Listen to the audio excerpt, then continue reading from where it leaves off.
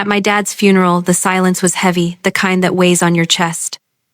We were standing in a massive cathedral in Chicago, surrounded by the elite of the logistics world. But my sister-in-law, Samantha, wasn't there to mourn. She was there to claim the throne. She snatched the microphone before the priest could even finish the final prayer. Her voice was sharp, cutting through the somber air. She announced that my brother Zachary was officially the new CEO of our $600 million empire. She beamed, looking around the room for applause. And that is when it happened. A sound echoed through the high-end speakers. A loud, distinct, dry chuckle coming directly from the direction of my father's coffin. It wasn't a ghost. It was a recording. But the terror that flashed across my brother's face, that was very, very real. Drop a comment and let me know where you're listening from and what time it is for you right now. I'd love to know who's part of our community. To understand why my father was laughing from the grave, you have to go back about 10 minutes. My brother Zachary and his wife Samantha were treating this funeral like it was the Met Gala. They weren't grieving, they were networking. I watched them from the front pew. Zachary was shaking hands with the board members, accepting condolences for a job he hadn't even started yet. Samantha was literally pointing at the stained glass windows and whispering about how they would look in the executive suite. They looked at me like I was part of the upholstery. Zachary leaned over, adjusting a tie that cost more than my rent. He whispered, "Don't worry, Jessica. We'll find a spot for you in the basement. Someone needs to handle the paperwork while the adults run the show." He smirked. He called me a worker bee, a glorified secretary. He thought he was untouchable because he was the firstborn son. He thought the blood in his veins was a credit card with no limit. I didn't cry. I didn't scream. I didn't beg him for respect. I just felt a cold, clinical calm wash over me. I looked across the aisle at Peter. Peter was my dad's chief of staff, a man who had been the backbone of this company for 40 years. He was holding a small remote control in his hand. I gave him a single subtle nod. That was the signal. Peter stood up and walked to the back of the church. He quietly locked the heavy oak doors. The click of the deadbolt echoed in the sudden silence. Then he pointed the remote at the massive projector screen that had been set up behind the altar for the eulogy video. He hit play. The screen flickered to life. It wasn't a montage of happy family memories. It was my father, Adam, sitting at his desk staring straight into the camera lens. He didn't look peaceful. He looked like he was about to fire someone. That is when the chuckle started. It boomed through the church, freezing Zachary and Samantha in place. The premature coronation was over. The audit was about to begin. As the congregation turned their eyes to the massive projection screen, watching the pixelated face of my father settle into a grim expression, my own mind drifted away from the cathedral. It went back to the places where this empire actually lived. Not in boardrooms with mahogany tables, but in freezing rail yards at 3 in the morning. While Zachary was busy networking in Ibiza or building the brand at Formula One races, I was standing in ankle-deep slush in a distribution center outside of Detroit, negotiating with union leaders to keep the supply chain moving. For 10 years, I was the ghost in the machine. I was the invisible hand that fixed the brakes before anyone even knew they were broken. I missed my best friend's wedding because a shipment of medical supplies was stuck in customs in Rotterdam. I spent my 25th birthday in a server room, rebooting the tracking system after a cyber attack. I didn't do it because I loved the stress. I did it because I believed in a transaction that turned out to be a lie. You see, I had convinced myself that competence was a currency. I thought if I just worked hard enough, if I made myself indispensable enough, the merit would eventually outweigh the bloodline. I wore my silence like a uniform. In the logistics industry, a woman who speaks up is emotional, but a woman who fixes problems quietly is an asset. So I became the ultimate asset. I audited the fuel costs. I streamlined the shipping routes. I saved the company $12 million in operational waste in a single fiscal year. I told myself this was dignity. I told myself I was paying a debt of gratitude to the family name. I had forged chains for myself, links made of duty and obligation. I thought that by staying in the shadows I was proving my loyalty. I thought my father saw me.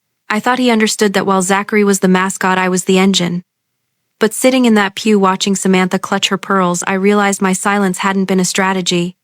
It had been a permission slip. By not demanding credit, I had given them permission to erase me. I had allowed them to treat my labor as a natural resource, something they could mine without cost. I wasn't their partner. I was their infrastructure. You don't thank the foundation of a house for holding up the walls. You just assume it will be there. And that assumption was their fatal mistake. They thought my silence meant submission. They thought I was quiet because I was weak. They didn't understand that I was quiet because I was keeping score. Every missed holiday, every stolen idea, every time Zachary took credit for a deal I closed, it was all logged. I wasn't just working, I was accumulating equity in a ledger they couldn't see. And now looking at my father's face on that screen, I knew he had been keeping score too. He had watched Zachary treat the company like a personal piggy bank, and he had watched me treat it like a living, breathing thing that needed protection. The invisible chains were about to break, and the sound of them snapping was going to be deafening. To understand why I didn't feel a shred of guilt watching my brother sweat in that church, you have to see what happened 3 days ago. Our father had been dead for less than 4 hours. The coroner had just left the house. But Zachary and Samantha didn't go to the funeral home. They went straight to the corporate headquarters. I was already there, sitting in my father's office with Peter, trying to stabilize the stock price and reassure our global partners that the company wasn't going to collapse. We were grieving, but we were working because that is what this job demands. Then the elevator doors opened and the circus arrived. Zachary walked in like he had just conquered a nation. He wasn't wearing black. He was wearing a navy suit that shouted "New Money." He didn't ask about the funeral arrangements. He didn't ask about the employees. He walked straight to the massive oak desk my father had built by hand and ran his finger along the edge. "This has to go," he said. "It's too rustic. I want glass. I want chrome. I want something that says visionary." Samantha was right behind him, tapping on her phone. She wasn't calling relatives. She was calling an interior designer. "We need to gut this entire floor," she announced, her voice echoing in the somber quiet. "It smells like old men and diesel fuel. We need a private lounge, a wet bar, and maybe a helipad on the roof. Zachary deserves an entrance." Peter stood up. His face was gray with grief, but he tried to be the voice of reason. He told them we had a liquidity crisis to manage. He told them the drivers were worried about their pensions. Zachary laughed. He actually laughed. He looked at Peter, a man who had taught him how to tie his shoes, and said, "Relax, Peter. You're barely going to be here. We need fresh blood. You're old news. Consider this your notice." Then he turned to me. I was holding a stack of urgent shipping manifests. Zachary plucked them from my hand and tossed them onto the floor. "And you, Jessica," he said with a sneer. "We need a real face for this company. Someone with charisma. You can stay on to handle the filing and the coffee orders. You're good at the boring stuff. You're like a glorified secretary, right? Just keep the lights on while I spend the profits."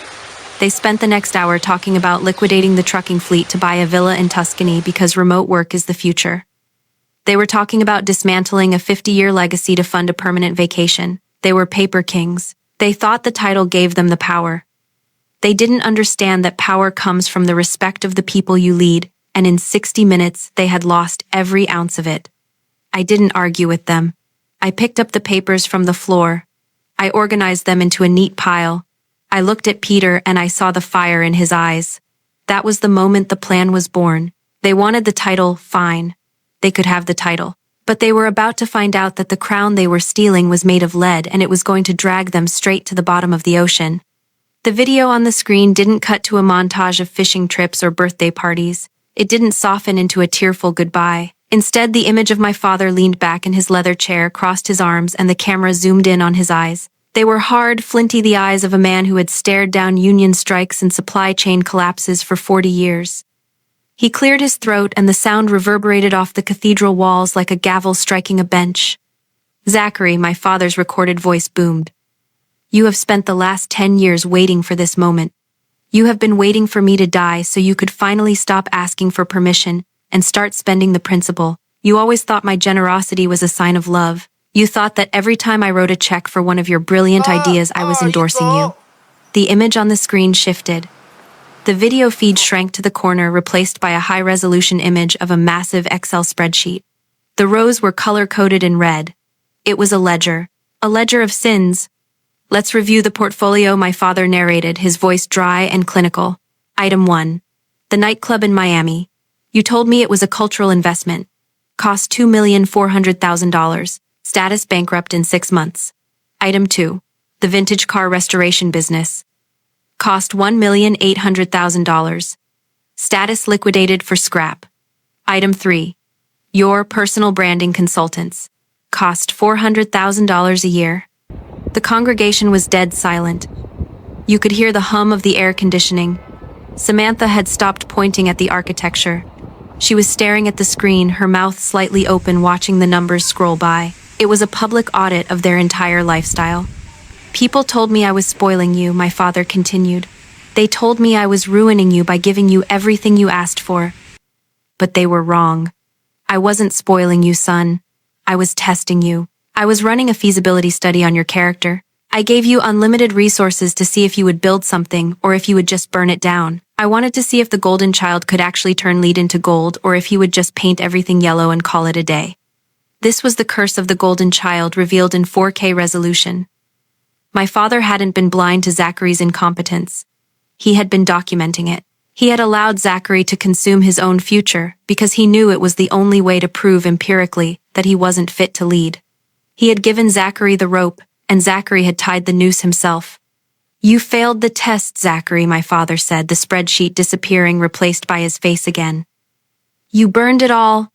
But here is the thing you forgot. I'm a businessman. I don't give away capital without paperwork. Do you remember those standard agreements Peter had you sign every time I wired you money? You didn't read them. You were too busy popping champagne, but if you had read them, you would know something very important. My father smiled on the screen, a cold, terrifying expression. Those weren't gifts, Zachary. They were loans. Loans against your inheritance.